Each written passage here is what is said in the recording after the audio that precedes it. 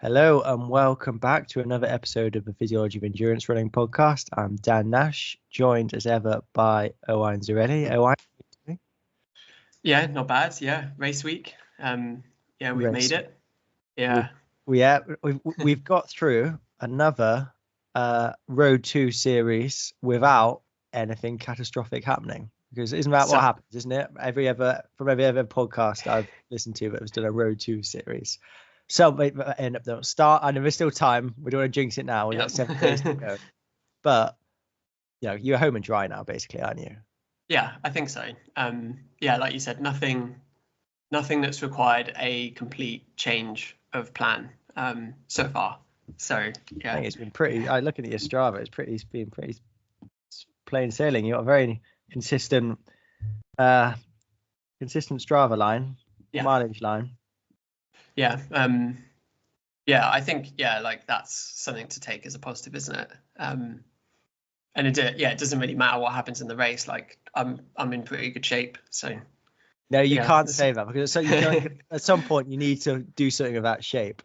Like I know what you mean. You can take confidence and it's nice just saying I'm fit, but like you've got to go and actually do something about fitness at some point. Yeah. Like Barcelona, I was like, I'm taking this as I think I could have run a bit faster with some slightly different conditions, a few little tweaks, but I'm took from that. Yeah, I'm really fit going into London, but the big goal is London. Yeah. This is your big goal. So you got. I guess. I don't know. I'm not really thinking of it like that. No. Done a whole podcast series on it. You can't tell the listeners you don't really care about it. I'm trying to stay like level and balanced. Yeah, like ultimately is. Everyone gets too hyped up for a race. Yeah. It's just a run, isn't it? Yeah, we'll get more into it, but it's just running. It really doesn't matter. Should we as always will thank Soar. Soar is sponsoring us. I think most of my race kit is going to be Soar. We'll go through that later, shall we? Yeah, I mean some of it's weather dependent, but most of my race kit will be Soar. Soar are actually doing an event in Cardiff, which we thought we'd shout out. So they are in collaboration with Sport Wales and Hardlines. Hardlines, this is their first shout out. They're getting another shout out later. Hardlines Coffee. They're doing another one of their runs to promote making the environment for female runners and just women better out on the streets running. Friday the 7th of March at 8 a.m. there's an event from Hardlines in association with SOAR that's a run, and then promoting that sort of idea of especially I guess men being better towards women and more promoting a sort of safer environment. From Hardlines Cafe, if you look on Hardlines' website, I think it's on there. I'd say definitely check it out. One of a number of things SOAR are doing, and you can get a good coffee after our Hardlines. Owen's going to try and get there, so you can have it can be a shakeout run, can't it? This would be after. This would be seeing if my legs still work.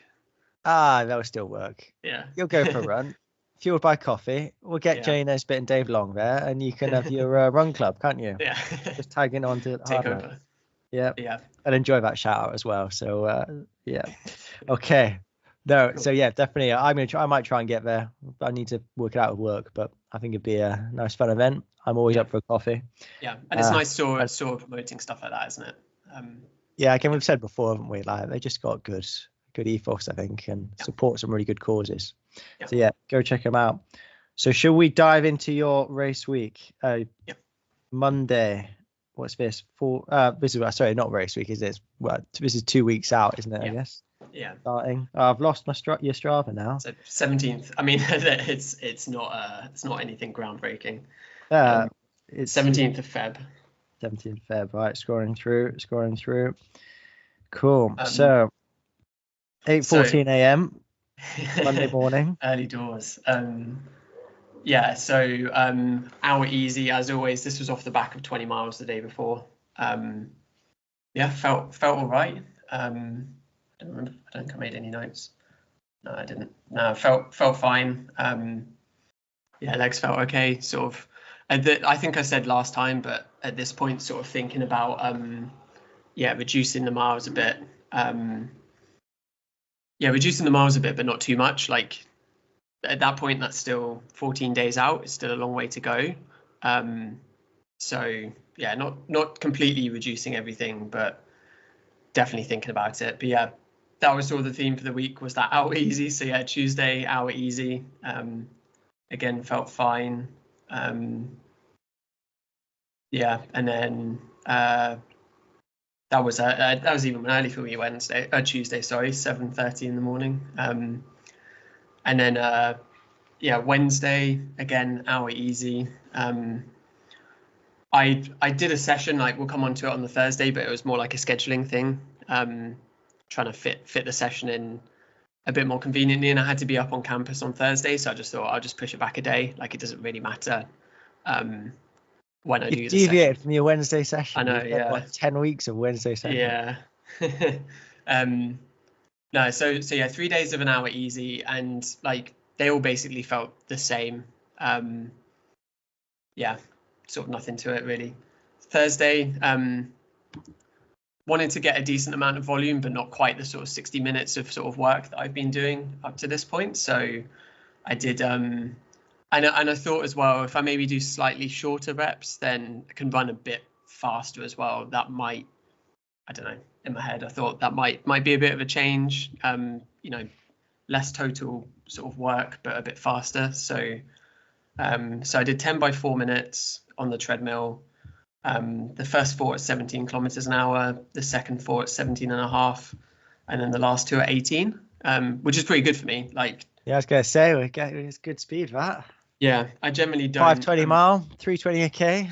Yeah, talking about miles. Yeah, so again, a theme of these treadmill sessions. It's in the public gym at Kincoid campus, and I warmed up on one treadmill and decided this treadmill sounds really loud and really horrible. So then started the session, jumped onto the treadmill next to it to do the session. And I got halfway through, and then I went to go fill my bottle between the reps. And one of the people that works at the gym was outside the room, and they said to me, "Can you move treadmill? It's too loud." And I was a bit like, I can't really help that. But I mean, I think I'm quite loud, like from experience of like running in the lab treadmill. You're toey, aren't you? And you really you do make a clatter. But yeah, so moved treadmill, and I moved treadmill to the only treadmill in this line of, I think there's 8 treadmills in the line. I moved to the only one that is in in miles per hour. Yeah. Rather than kilometers an hour. So then I had to be Googling whilst I was trying to get the treadmill up to speed what miles per hour I needed to be at 17.5 kilometers an hour. Surely you could just click to go on your calculator and just do, my head wasn't working at that point.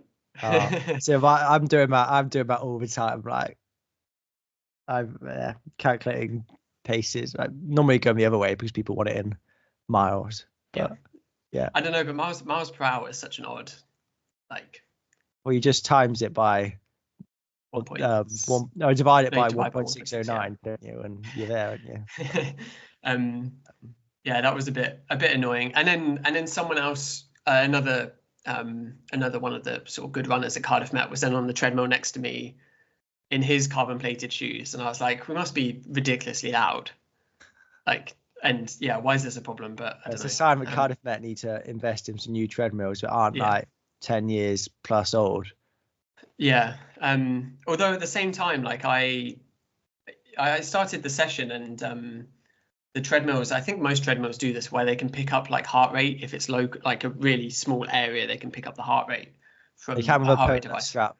Yeah. And like the treadmill's picking up my heart rate fine, but my Garmin isn't.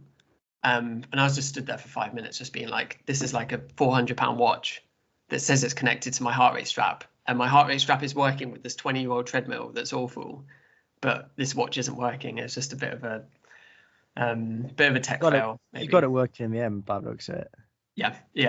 I think I was stood there and I was like, I hope this doesn't happen at the start of Barry, where like my watch is saying that I'm at 190 BPM whilst I'm standing still and not started running. Well, my story is it happened to me about 15k into the European 50k champs, like in 2019. I don't know. No, 20. No, it was a rate of map. Yeah, European 50k champs. And heart monitor gave up a whole strategy based on heart rate because it was hilly and it was hot. And I was like, right, use heart rate. And like 15k in, heart rate monitor just decided to stop working. And you're like, wow, this is fantastic. Yeah. I think it's because I was chucking water over my head and just probably everything got too wet, I expect. But yeah. I mean, I'll change the battery this week. That's on my list to do. Because it was funny again this morning. So yeah, change the battery.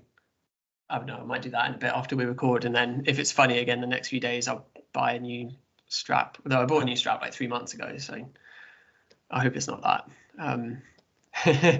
I'll lend you one. I've got a brand. I mean, I'll just nick one out of the lap. Yeah, borrow. Yeah, maybe. Yeah. Yeah. You're not a student there anymore. Can you do that? Yeah. My pasta works. So. Yeah. Well, there you go then. Yeah. Yeah. So no, I think that was pretty happy with that session. Like good amount of work. Felt pretty good. Wore the sort of shoe sock combo that I'll probably wear for the race. Just gives you a bit of confidence. I mean, it's the same shoes I wore last year, and last year I got a really bad blister, but I think it's because I did them up too tight on the morning. So, it can work fine in training, but if you don't think about it on the morning and do your laces too tight, then tell you what, like getting ready for a session, I won't even think about tying my laces. But but before a marathon, I probably tie my laces 4 times. Oh, that's too tight. That's too loose. That's too tight. Whereas I wouldn't even think about it normally. You just do it, don't you? And it's those things where, you see, actually it can make a bit of a difference if you accidentally tie your shoes too tight.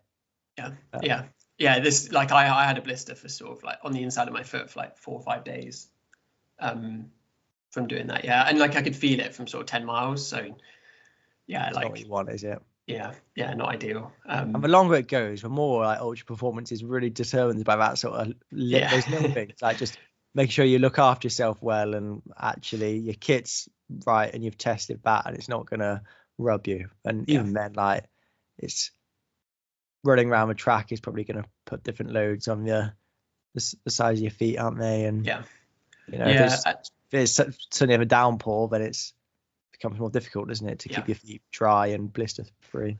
And definitely something to like try it, just if it feels funny, especially in this race where it's not, like if you stop during a marathon and you've like lost the group, that's race over, isn't it? Like, or not race over, but it just you don't want to lose 30 seconds to do up your shoe, do you? Whereas with this, it's not the end of the world. So I think it's a case of like, if that pops up, just sort it straight away. Hopefully it doesn't, but the shoes and socks seem to work on the treadmill, so hopefully it'll be all good. That was a good session. I had the Morton drinks again as well. I'll definitely go with those on race day. I think I got through like 1.5, maybe 1 3/4 of a bottle. So what's that? It's 120 grams. So you wasted half a bottle? No, I kept. I had it. It was my breakfast then. Oh, the rest of the bottle. So that was a good session. Then Friday morning back to our easy, and then as I mentioned in the intro, went to Hardlines after. Had a big old slice of key lime pie. And found out that if you put a picture of something from Hardlines on Strava, you get way better engagement than any race, any session. You get different crowds though. If I put up like a graph from like lactate testing, I guess like there's a group of people that will comment, and if I put up a picture of Hardlines pie, there's a different group. You got quite a few comments on this one. Yeah. So when are we doing this food diary? Absolutely never. Food diary episode. I reckon there's some not even marginal gains, some big gains to be made there. Yeah, probably. We should have done that with Lauren, shouldn't we? On our episode, and just said, right, so get a 1 day diary with nutrition. How would you change this? Start again completely. I don't think it's too bad. I just think there's definitely things I can improve. Like, it's not like I'm eating like chicken nuggets and chips every day, or ever even, or like getting Greg's for lunch every day. I'm just fairly like basic, I think. So yeah, I don't know. I just Hardlines isn't basic though. That was a good slice of pie. Yeah, definitely recommend Hardlines pie if you're ever in Cardiff. I've never actually been to the Hardlines cafe. Missing out. Yeah. Missing out. I'm Big old slice of key lime pie and a coffee. Yeah. And then Saturday morning again, hour easy. Just I don't know, like I think it's I don't think I'm too you see some people like absolutely lose it when they're tapering, don't you? Like everything they'll second guess or, you know, completely panic. I don't think I'm doing that, but then I don't know. You do question yourself. You're like, should I be doing something else? But I think at this point, it's like I'd rather just go in like 10%. Well, no, it wouldn't even be 10% undercooked, would it? It would just be like, maybe you could have fit one more slightly, 30 minutes more running or one more session in, but that doesn't really matter. But you look at the big picture, don't you? And go, out the last 10 weeks, doing an extra 30 minutes of running is like an extra, like, what, 0.5% more. Yeah. It's not going to make a difference, is it? And you go, can I do one more session? And like in the last 2 weeks, most people overdo it rather than underdo it, I think. You do get the extremes. You do get, maybe that's not true. Maybe some people do it, underdo it. People go one or two ways. They either go, right, I'm just not really going to taper until like the last 2 or 3 days, or I'm still going to do a really big session like the week before, or they go, oh, I've got 2 weeks to go now. It's taper period and basically don't do anything. Yeah. And that can completely ruin your race as well. But just find that sweet spot. And there's not going to be a right answer, is there? No. I mean, personally, I expect to feel rubbish in the taper now. And I don't expect to feel fresh. But what I found is if I actually do reduce the load, try and maintain a really pretty similar schedule, but reduce the amount of training I'm doing, then even if I felt rubbish all week, I will feel better on race day. Just because I think it's partly in your head, isn't it? I think definitely. Well, I think actually, because I did taper into Barcelona, but pretty much like I would do a full marathon taper, and it tends to be the last 3 days I go, actually, no, I feel fantastic now. And I think but I think it really depends on how much training you're doing and how close you are to that limit of what you can do. Like if you're not that close to it, you probably don't need to taper quite as much, do you? Like if you're feeling like, well, where's the opposite? Like if you're feeling like you really need to get to that taper because you're hanging on for dear life, then like A, you probably have been overdoing it already, and B, you might need a longer taper and to back off a little bit more. And I mean, like, for the week it was like 108k maybe, so it's still like a fairly big week. Just almost all of it is easy running.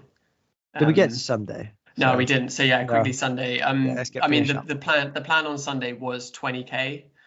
But like, I mean, I could have alluded to it. Like, sort of the end of the week, sort of Friday, Saturday, Sunday, I was just having a really shit like week mental health wise. And I just sort of got halfway through this run and I was just like, I can't be bothered. Like, what's the point in running sort of 3 or 4k more? I'm quite like mentally sort of cooked at the moment. So as I just sort of run home the fastest possible way. And as always, I wasn't looking at my pace, but got home and I was like, oh, like I'm moving well. So I think that's sort of been maybe, I guess, I don't know, theme of the week is like physically in really good shape and just sort of like need to or just sort of mentally having a bit of a rubbish week, but maybe not the worst time for it when I need to be backing off anyway. Like, it's not really the end of the world.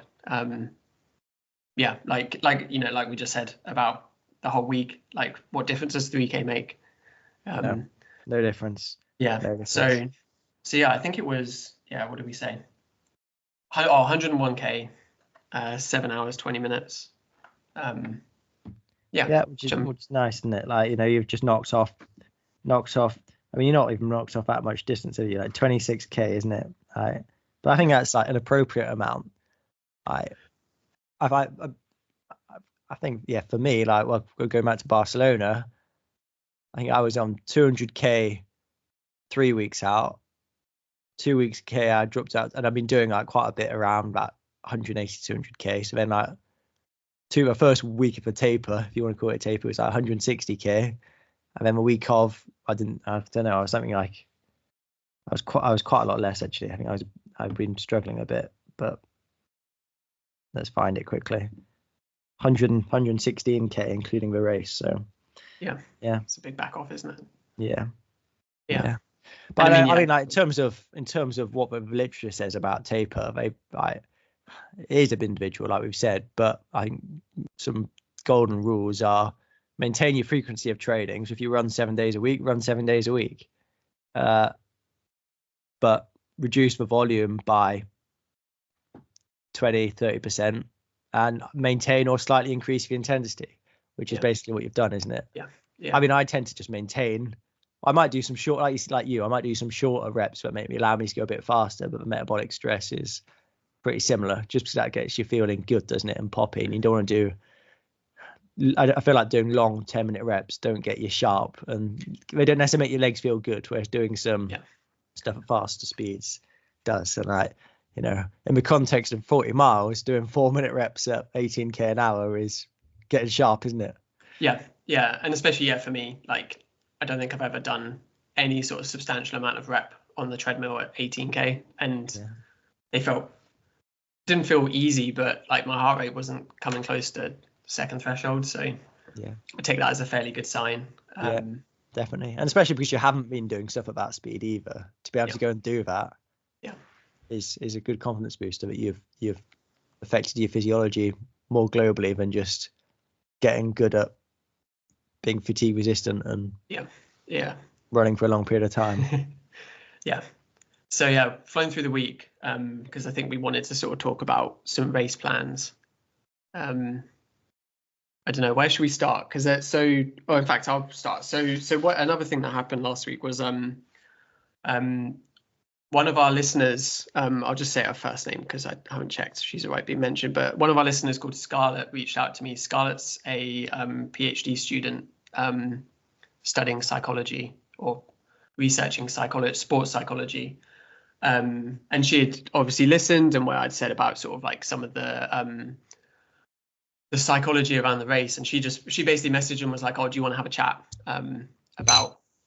about approaching the race?" So I've had a couple of Teams calls with Scarlett and just gone through with I guess the caveat that it's very close to the race, and in the same way, like, you wouldn't start training for a marathon 2 weeks out and expect any sort of success. Like, with psychological interventions, they take time as much as anything to be able to like do them well, and to be able to, if things are tough, like, I guess be able to even like reach them.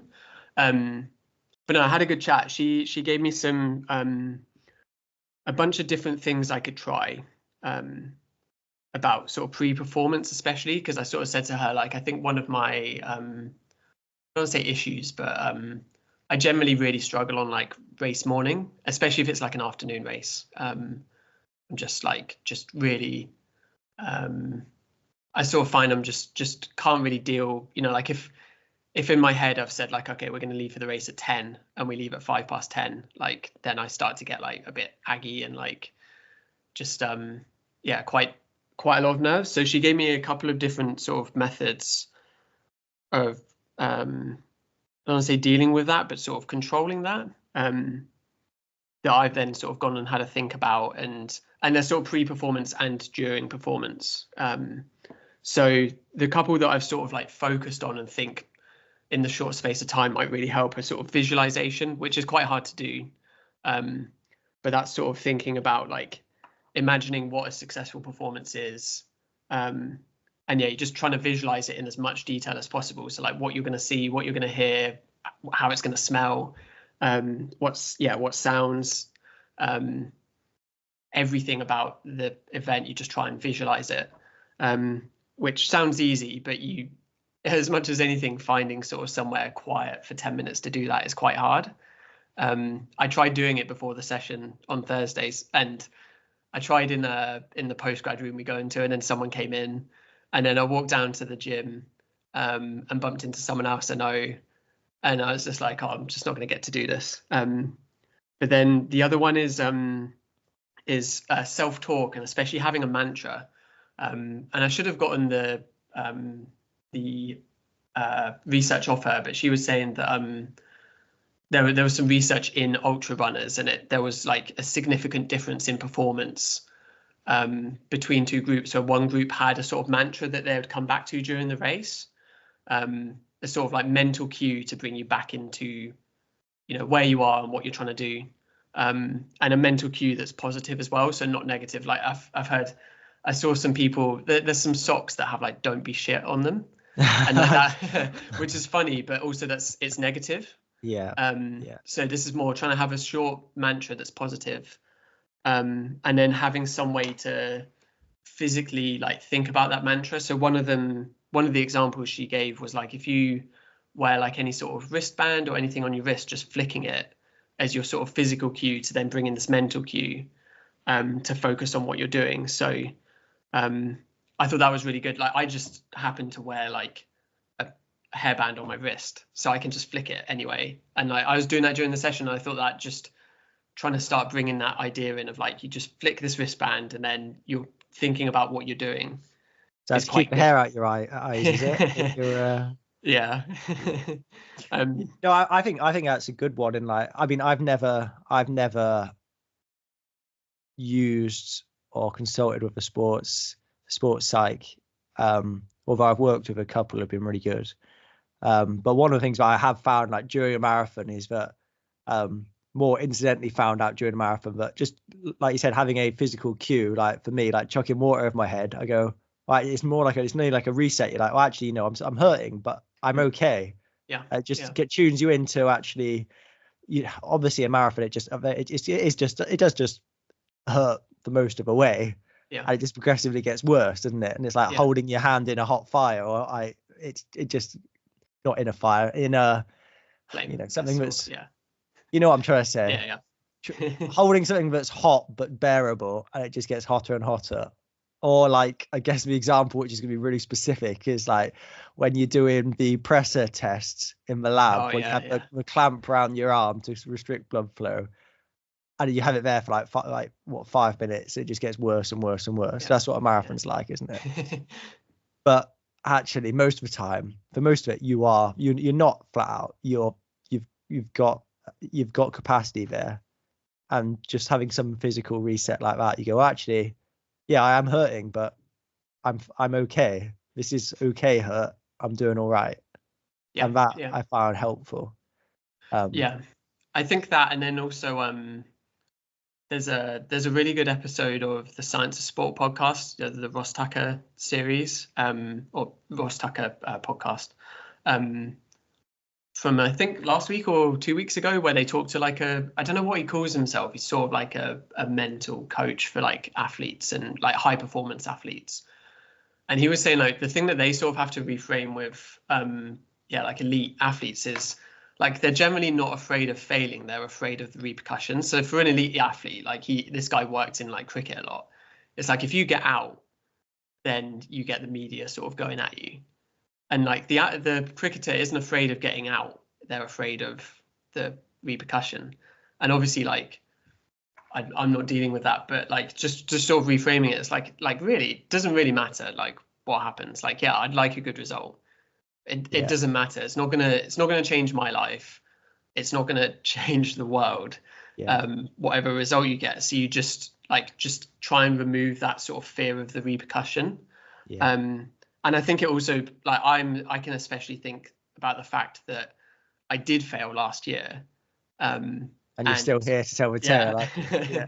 The world hasn't ended. And I think, especially like you see it, well, we see it in running because we're involved in the sport, but I'm sure every sport is like this. Like like people take it too serious, don't they? Like it does not matter at all. Well, I do think that one advantage us amateurs have over professionals is, but it doesn't matter. Like when it becomes your career and you're going to get bonuses or not get bonuses or potentially maintain or lose a contract based upon how you do, especially in a marathon runner where it does come down to a couple of races a year. Yep. You go, actually, this now becomes a bit more important than I'd like to have a good run.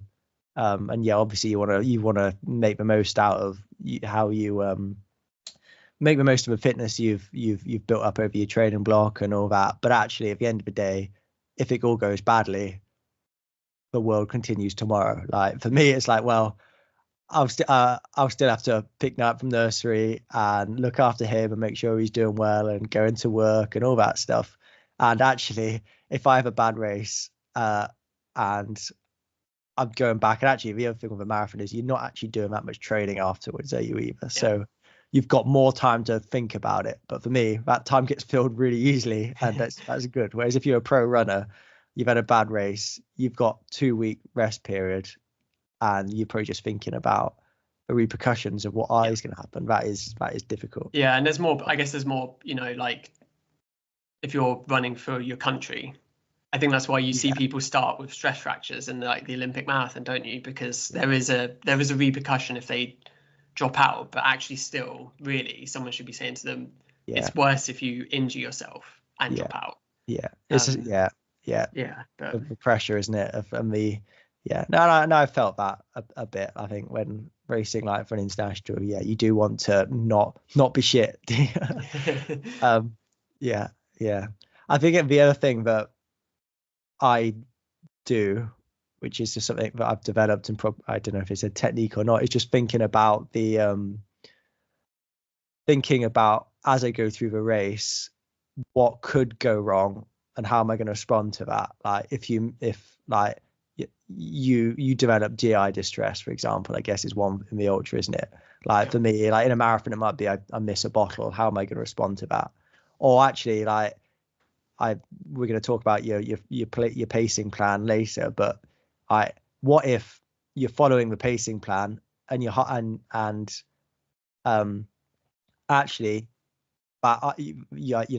keeping under 155 beats per minute, for example, but that's actually feeling really hard now. Or maybe the opposite is feeling like super, super easy and you think you're undercooking it. How are you going to respond to that? Mm-hmm. And just, thinking about how you're going to respond and what the best way to respond to now when you're fresh and can make a rational decision compared to 20 miles deep into a 40-mile race. I know. There's a lot to think about, and like I said, like when Scarlett contacted me and like when we talked, we were like, this is it's way too late, but also let's try something. And what she was saying was like this is like months and months worth of work to train to first of all find out what works for you, and then to then practice it to the point where it becomes part of the routine, and then you can rely on it like instinctually. Is something really really to work on. I think, to be honest, that's probably a theme of like these Road 2 series, isn't it? It's like we go 8 weeks out, but actually it's 6 months before, and it's everything. It's the physiology, it's the S&C, it's the baths, it's the psychology. We should get a psych on, because I know it's not physiology, but it's so linked, it's so related, isn't it? Like and again with the psych stuff, like what strategies you put in place on the day are going to be important, but actually just having a good mental framework around training, that's where most of the benefits come from, I think. In that, just like what you do on race day in terms of your pacing, that's going to make a difference, but what's more important is the 6 months, a year of training you did before that. I think the same is true of like the psych. Like if you can have a good mental well-being, a good attitude to training, good thought processes, healthy thought processes during the training block, then it sort of sets yourself up for a good race, regardless of what strategies you put in place psychologically for the big day. Yeah, you could probably almost break it down in the same way we broke down like the when we did the interview with Lauren about nutrition, and we sort of talked about like day to day, and you've got your day to day psychology, and some of that is is going to be different because you've got a session, or you're doing B or C race sort of thing, and then you've got the sort of 24 to 72 hours before the race, and then you've got the race itself. You can almost like break it down into three sort of chunks, can't you? But yeah, no, we definitely should. Yeah, we should do a psychologist episode. Yeah. So I think for like a lot of the anxiety on race day, because everyone has anxiety, is around executing it well, isn't it? And it's hard in a 40-mile race because like this is your second one, and it's not a distance you're going to be racing all the time. Whereas for me personally, for the marathon, because I've sort of developed this strategy of pacing that I know just seems to work, I feel a lot less anxiety because I don't know what time I'm going to run, but I know that I'm going to get as most of myself out of my body on the day that's possible, basically. Like bar something atypical like GI distress or something like that, but actually just pacing it right, I'm confident that I can do that. Whereas we're going into something that's more unknown, it does become a bit more psychologically challenging. Yeah. That's probably a good segue to pacing, isn't it? Yeah. So how are you going to pace the race, Owain? So I think I'm going to employ a similar tactic to what you do with the marathon, where I have chunks where I have a different sort of heart rate cap. I'm not going to do the same because you have your watch lap every mile, isn't it? Is it every mile or every kilometer? I went to K's for Valencia just because it was in K. The course is in K's, and I'm a K's guy now. So I'm not going to do that. To be honest, I'm just going to have heart rate on the watch screen, and then I'm probably going to ask my lap counter to tell me when I get through each 10-mile block, with the idea, to be honest, that I just lose track of where I am in that 10-mile block, because I think if you're thinking about it, like it's just going to take forever.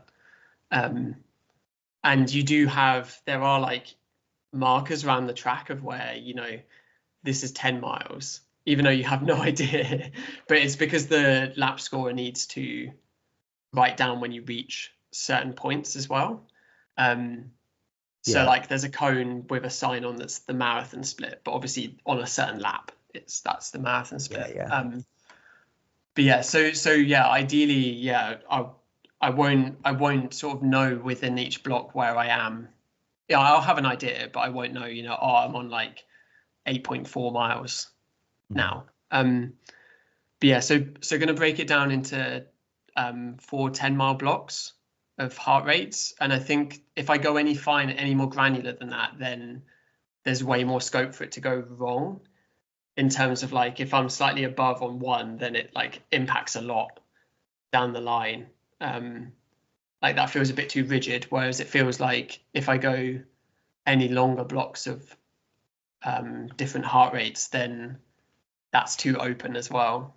So I thought four is a nice round, every 10 miles, but probably also physiologically lines up, it's just over an hour each.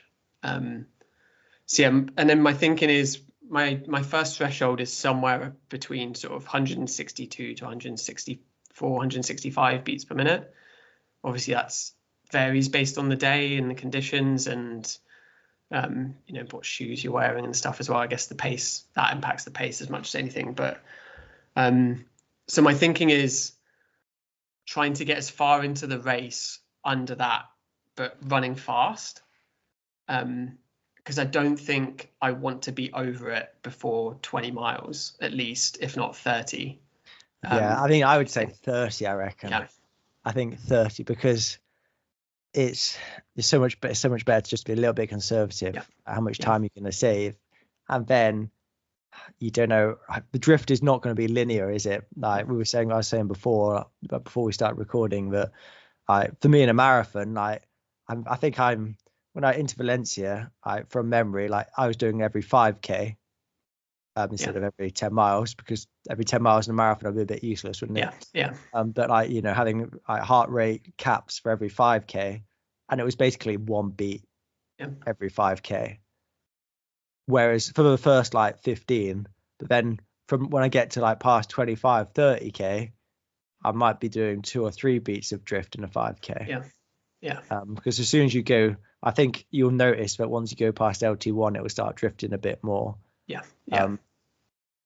Than if you're below LT1, and also for me in a marathon, it's when I go past LT2, it starts drifting a lot quicker than if I'm just below it. Yeah. And having a look at last year's race, I think basically the first 10 miles I was just under LT1, and then from 10 to 20 miles I was then over it, and then 20 to 30 then a lot more over it, and that's when the wheels started coming off. So I think it's getting as far as possible under it, but obviously still running fast. So what did you say you reckon you averaged for the first 10 miles last time? I think it was like 160 or 161. And what's your plan this time? So I'm thinking 155 beats for the first 10 miles. 158 from 10 miles to 20 miles. And then 163.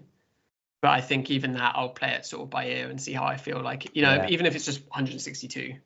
And then the final 10 miles, like, I think it's easy to just be like, oh, just like no restraints at that point. But at 9.5 miles, you've still got a long way to go.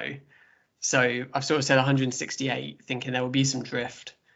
But then, you know, hopefully after we get within 5 miles to go, like at that point can start going for it a bit more. Not absolutely going for it, but you know. But you can just go. I mean, I transitioned to going just off of effort for the last 10k of a marathon, because it's just hard, and I find I'm just doing my best to keep going, and if the pace picks up a little bit, great, but if not, you hopefully you set yourself up by your earlier pacing to finish strong and not completely fall apart. And if you lose, you know, if I lose a couple of minutes in the first 30 miles going a bit conservatively, that's more than made up for if I didn't go conservatively and had to walk, you know, 10 minutes worth in the last 10 miles. But people forget you can pick the pace up, you know. Like in the last 10 miles, you feel like you get 10 miles to go, your heart rate's great, you're feeling great. Well, actually, let's go from 4-minute Ks to 3:55 a K, 3:50 a K. Well, actually, over 10 miles, what's that? 10 seconds, 100. You know, that's 160 seconds. You get on for 3 minutes of 3 minutes quicker. So like I think optimal race execution is the last sort of 3 to 5 miles. Even if the pace doesn't pick up massively, at least the effort can be picked up. Then I'll know, like, okay, I've done this right. And then, you know, maybe this time next week when we're recording, I say, oh, could have run a couple of minutes faster if I'd gone a bit faster at the start, but like it's not worth the risk. You never know though, do you? Because actually you might not be able to pick it up as much as the end or finish as strong. So I think the more data you have in terms of heart rates of other races and more experience, the more aggressive you can be, I think. But if you without that, I always tend to, with the athletes I'm working with, say, right, let's just knock it down another couple of beats, like, because what's the harm versus the risk of overdoing it? It is tiny margins, like, because, you know, you're going to go out at 155 instead of 160. Like, that's what going to be like, you know, it's not, in terms of pace, it's not massively different, but it's enough to make a big difference. And trying to stay on top of the fueling as well, especially early on where it's a bit easier on the paces. So that's how you're gonna do your pace. Should we go into your fueling? So I mean I sort of said last week, but I'm gonna have Morton drinks.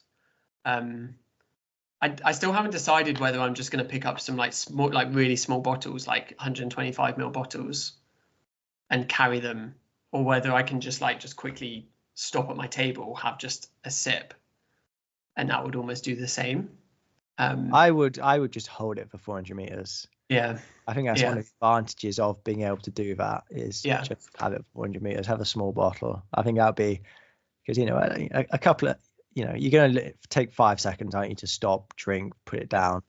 Maybe 10. That does add up if you're doing that pretty frequently, doesn't it? Yeah. Whereas I feel like you don't have there's no disadvantage to holding it for a lap. Yeah. Yeah. Hold it for 2 laps if you need to. Like, I mean, in a marathon, I've definitely held bottles for a K before, just taking it on as slowly as I need to. Yeah, and actually thinking about it, I have soft flasks from like my hydration pack, so I could even use them because they're a bit easier to carry anyway. Yeah, so it'll be Morton drinks, and then I'm just going to have a range of like gels, just like different flavors and brands, just to have a bit of a mixing up of the texture. Like, I think as much as anything, again, that'll be like psychological. It will be like, if you get to 20 miles and you're like, oh, I'm fed up with this gel texture or flavor, like if you can then be like, oh, I'll have a different one, that's a little bit of a win, isn't it? Well, even in a marathon, like the first couple of drink stations or gels, I'm nearly looking forward to, like, something to break it up. I feel like, get a boost. By the end, even in a marathon, I don't want to take it on. Yeah. Not really.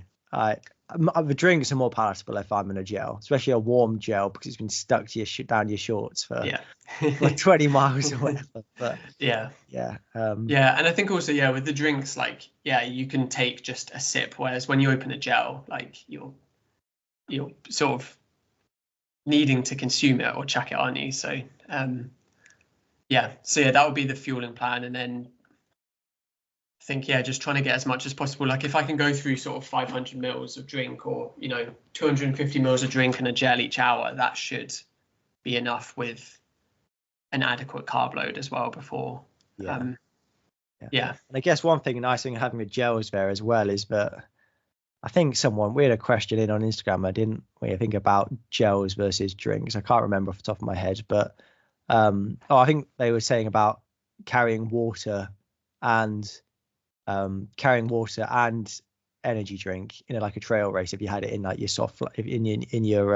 your bottles in your your running vest, your running pack, in that example, not that you'll be doing that, but sometimes your hydration needs might not meet your energy needs, and I think that it might be the opposite direction in somewhere like Barry, where it's not going to be hot, you're not going at a really, really high intensity, so you're not going to be losing fluids at great rate. So you might just not be thirsty, but need the energy, in which case go to gels might be more beneficial. Yeah. You think? I don't know. I think just having lots of options there is a good thing to do. But also having a vague plan and not just just seeing what you fancy like every lap or two. Probably having some vague strategy of frequency, I guess. Yeah, and like I was saying, like just being able to know, okay, if I have 250 mils of drink, then I need at least one gel, and sort of going from there. Because I think like 250 mils an hour that'll help pass the time a bit, processing what you need to take on, won't it? Because I do think if you just leave it down to I'll take it when I feel like I need it, you probably won't fuel enough, won't you? I think early on, especially, it's like within the first 15 minutes, especially like if you're the first one to not peel out, but go to your table and get something, like I think that's really beneficial, rather than leaving it 40 minutes before you have anything. I mean, I would probably go every 15 minutes or every 20 minutes, I'm taking something from the table. That's just a good rule to keep you accountable, really. So I don't know, I guess I'll play it sort of by ear, but like with that in mind. And you have some measured drink mix out into some little bottles or whatever, and okay, in here there is 40 grams of carbs, and that's helpful as well, isn't it? It's like we said, trying to be flexible but not super vague is hard. And also you're just going into the unknown at the same time, don't you? Yeah, like with these sessions on the treadmill, like obviously, like it was fairly warm in the cardio room on Thursday, which makes it easier. But like I'm having 2 Morton bottles over the space of an hour and a half. But then once you get to 2 hours of going at that rate, that might be the point where it becomes unsustainable. Or maybe I could do that for 4 hours, but you just don't know. So yeah, sort of trying to learn as well. But yeah, I think, I don't know, is there much else to planning? Kits, what are you gonna wear? It's not fully decided. So shoes will be Adios Pro 3s. As much as anything, because I don't have the money to buy a bunch of different shoes and try them out at the moment. I know they work for me. I know they're pretty comfy. So I know from the testing we did last year, that of the shoes I have access to, they're the best ones. So yeah, I think they're a good shoe. I think they're a safe shoe. They're stable. Most people seem to get on with them. They've got a good wide toe box, I think, compared to some of them. So you've got room to splay your feet out, haven't you? I think their foam is good. Yeah. And then I think I'm probably going to go with the Soar half tights. I'm trying to think of a reason I wouldn't, and I can't really, because like it would be them or a pair of split shorts. But yeah, I'll probably go with the Soar half tights. And then, to be honest, I'm thinking t-shirt. Like, I don't know, I get kind of cold wearing a vest anyway. I don't know. I don't know. T-shirt. Yeah, I reckon. Like, yeah, it's t-shirt. Not allowed. Yeah, I know. Yeah. You got a Leg Groups t-shirt? I don't know. It'll probably be a Soar t-shirt as well. Yeah, just I don't know. Like, I don't know. I don't mind wearing a vest for cross country, but even at fell races, I'm like, oh, I'd sort of rather wear a t-shirt than a vest. I don't think I've ever done a race not in a vest. I don't know. It might be vest it might be vest over t-shirt. That might be. What time does the race start? 10 o'clock. 10 o'clock, I think. Well, to be honest, I haven't checked. So okay. That's something I need to check this week. I'm pretty certain it's 10. 10 a.m. Yeah, it's 10 a.m. I've got the race website here. So at a minute, it's going to be quite cold. Predict long range forecast, I guess, all the way up to Sunday. But it's definitely not accurate. 9 a.m. This is where I am, I guess, but it's going to be pretty similar, isn't it? Let's put in Barry Bados. Barry. Sunday. So it's looking like 6 degrees, feels like 3 degrees at 9 a.m. So maybe you're right. Yeah. Maybe best not too windy for the seafront. 8 mile an hour. Yeah. Could be worse. It's the stadium's is it's not far inland, but it's not on the sea. So yeah, hopefully favourable conditions.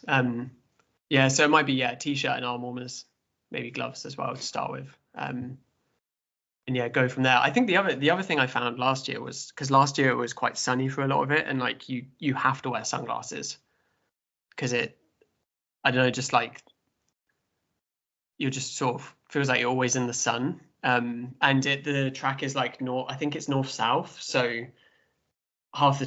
you're running down a straight into the sun as well, and it just like your eyes get quite tired. So I don't think I've ever gone for a run with sunglasses on. No. I just squint.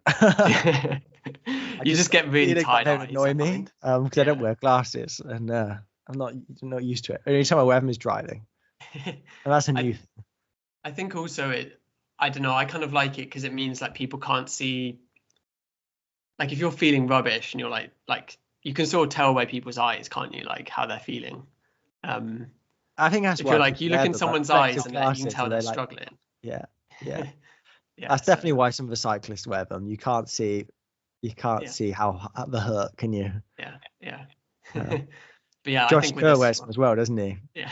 Josh Kerr's always got indoors. Yeah. I think kit will be decided, I think, by the weather on the day. But socks, you got some good reliable socks? I think so, yeah. Again, decide on the day, but between a pair of Soar or Stance socks, they both sort of work. So yeah, I mean, to be honest, I'll probably have a spare pair of socks, at least one pair by my table. Yeah, that's a good shout. Yeah, well, I sort of at the same time I sort of feel like if you're getting to the point of changing socks, like things are going wrong with your feet. I don't know, I guess worth having to be able to finish rather than yeah. Um, And I think if anything else that you should take with you, have I mean, obviously a big tub of Vaseline, I'm guessing. yeah. Yeah. I think I think that covers it. And Spare then carb different load from different shoes in case like you are getting blisters. Like, I mean, I'll have a pair of trainers that I sort of warm up in. you're gonna warm up. Well, I say warm up, sort of a lap or so of the track. Because I think, we've said about the pacing as well, but I think, to be honest, for the first few laps, I'll keep my heart rate even lower than that and just sort of work into it. Yeah. Because again, I noticed looking at last year, like my heart rate went actually like 165, 166, and then dropped as I sort of settled in. Yeah. And part of that will be because I was going for a pace rather than a heart rate, so I wasn't looking at it anyway. But you sort of go off and. It's a small that field. is what happens, isn't it, when you start running? Especially just because you jump on a treadmill anyway, like it'll go up and come down again, won't it? But especially there's going to be a bit of adrenaline going through the system. Yeah. Then you're going to start off at actually quite a comfortable pace. Yeah. Like that's what I've found with longer races. It's you start off and like you've got the nerves of you doing a race, but then you're starting off at actually really quite a comfortable intensity. Yeah. It's easy just to go out too hard, isn't it? Yeah. It might be a case of, even lower than that sort of 155 BPM for the first 10, 15 minutes. Yeah. Get a drink or a gel and then go from there. Might be a good way to. With my with like my heart rate strategy for the marathon, I would have when I used to do it in miles, because the first one I did it in Ks for Valencia. But I'd normally go every 5 miles, I'd have a split. But like actually for the first 1, 2, 3 miles, I might have an idea of what I want to hit there. There's more variability there. Yeah. Because just small differences in pace and how quickly your heart rate gets up to. But the first 5 miles of a marathon, I want to be below 162 heart rate. But actually I'll go first mile, I want to average about 149. And actually, some of that's going to be below and some of that's going to be above as you're getting up to in speed. But if our first mile is 155 and I already think, well, that's a bit of a red flag, I might need to back off a bit. And then I probably I think from memory, I go 149, 155, 159, and then I'll be at the 160, 161. But obviously you're going to see more of that drift. It's going to take longer in a marathon to get up to something that's steady state because the intensity is higher. You're above LT1, whereas if you're below LT1, like things do stabilize very quickly, don't they? But it's still going to take you a little bit of time. If you want to be at 155 and you hit 155 within a minute, then it's not going to be 155 in another minute, is it? It's going to be at 160. Yeah. So that's what you use for pace and the effort to sort of gauge it, isn't it? Yeah. But I think that's everything. Nice. Yeah. So what does the next week look like? So I mean, today, like we're recording on Monday, I did 50 minutes this morning.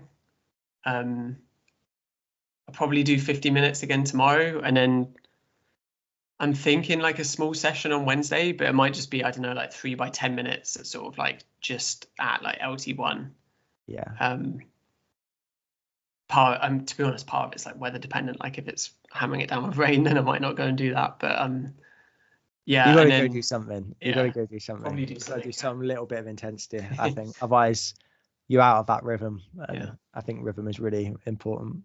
And then Thursday, Friday, Saturday, just reduce it down, like probably 40, 30, 20 minutes. Yeah, will be how I go. Yeah. Nice. Sounds good. Yeah, fingers crossed. And then carb load starts sort of, I don't know, midday Friday. That seems to work for me, a day and a half.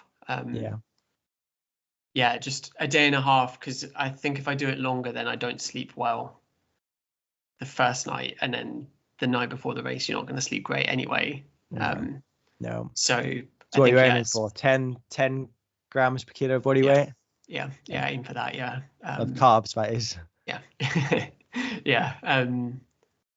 I think on the first day as well, I still keep a few, like it's not just carbs, and not just or not, like completely removing fruit and stuff. But by Saturday, it'll just be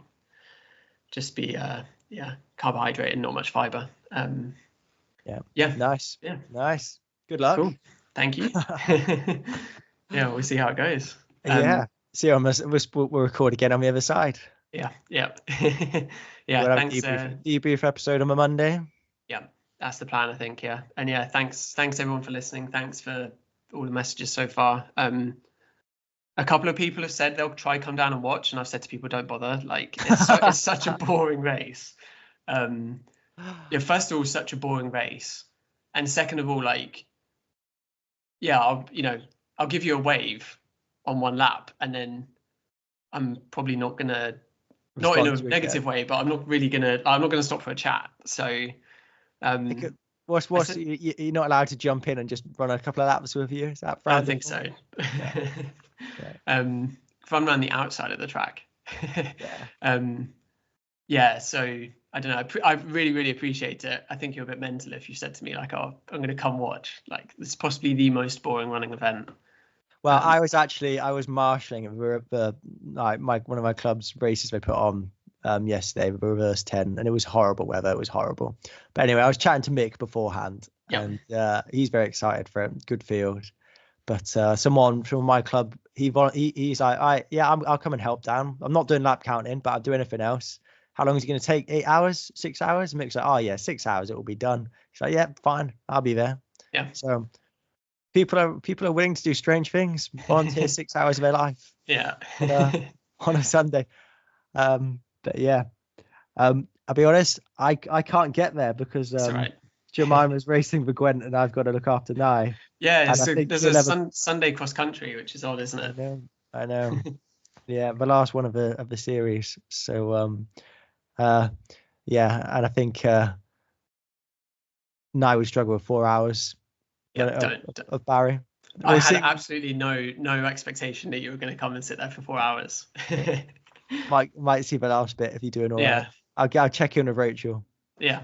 Check with Rachel. Rachel. I think between Rachel and my parents, they're lap counting for me. So nice. No.